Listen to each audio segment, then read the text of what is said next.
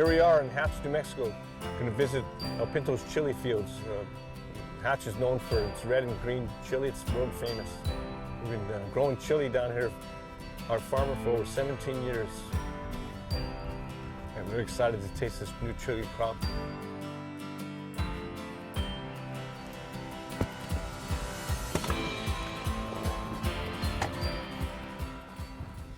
Hola! Hey, how's it going, patron? Compadre. How are you doing? Good to see you guys. How you been? Good.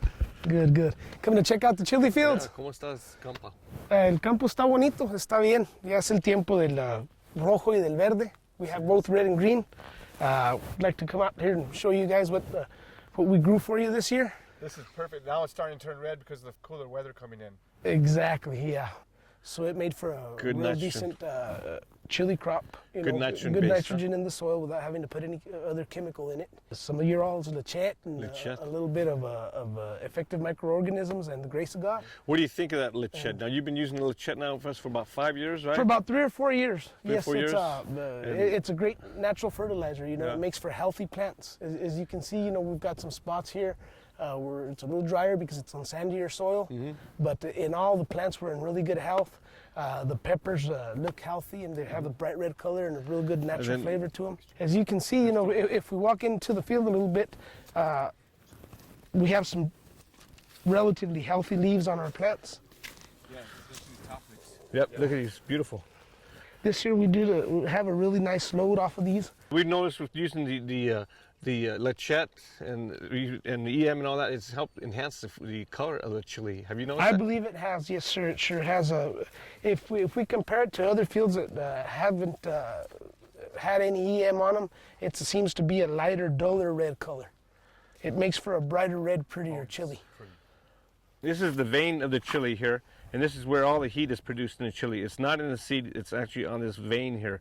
And the more orange it is, actually, the more heat it has too. And the way you taste chili, when you taste in lots of different fields and different batches of chili, is you taste it by tipping. If you tip your tongue, just glance it over your tongue. If it's real hot, it will just kind of sear your tongue a little bit like that. Instead of burning your whole mouth where you can't taste anything for 10 minutes, and then you're useless in tasting the rest of the fields. You can't tell whether they're hot or mild. And then if it's not mild, then you take not too hot, you can take a whole bite like this. What amazes me on the chili Sweet. is the first thing you taste is the sweetness, and then the heat gradually adds.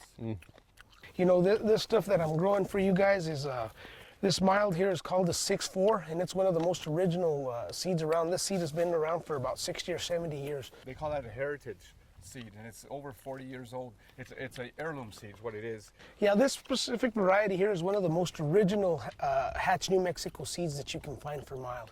Why is it so important to you guys to come to the source, to come right to Hatch to get your chilies for your restaurant? No. We've grown up since we're 3 years old eating chili daily. This is a culture. This is our pride, Our heritage. Our heritage. And you know what? Our parents taught us from day one. It says you're only as good as what comes through those back doors. So the ingredients you cut coming through those doors are going to be as good as you got on a plate, serving to the customer. It just makes for a healthier way of living, I guess. You look much healthier, by the way. Well, thank you.